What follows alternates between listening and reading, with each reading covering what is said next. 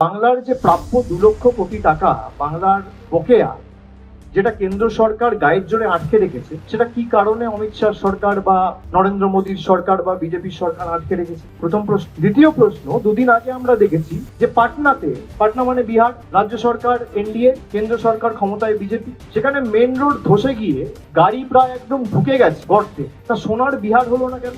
সোনার উত্তরপ্রদেশ হলো না কেন? তাহলে সোনার উত্তরপ্রদেশে কি একটা বীজ তৈরি করতে পারলো না বিজেপির সরকার গত 7 বছরে? সোনার মধ্যপ্রদেশ হলো না কেন? পার্শ্ববর্তী রাজ্য সোনার ত্রিপুরা হলো না কেন? সোনার আসাম হলো না কেন? 5 বছর ঝাড়খণ্ডে ক্ষমতায় ছিল, সোনার ঝাড়খণ্ড হলো না কেন? আরে তো জিজ্ঞেস করুন। আপনি বলছেন বাংলায় আমরা এলে অন্নপূর্ণা ভান্ডার, খুব ভালো কথা, সাধুবাদ জানাই। তাহলে পাশে ত্রিপুরায় দিন, আসামে দিন। আসামে তো মমতা ব্যানার্জি ক্ষমতায় নেই, তৃণমূল নেই। ত্রিপুরায় তো তৃণমূল ক্ষমতায় নেই, মধ্যপ্রদেশে তো তৃণমূল নেই, রাজস্থানে তো তৃণমূল নেই। নো কোয়েশ্চেন আস, যেভাবে বাংলায় প্রত্যেকটা মহিলাকে মমতা বন্দ্যোপাধ্যায় ব্যাংক অ্যাকাউন্টে আর্থিক সহায়তার মাধ্যমে প্রতি মাসে 1000 টাকা পৌঁছে দিয়েছে, আপনার 10-12টা যে রাজ্য সরকার রয়েছে একটা করে দেখা।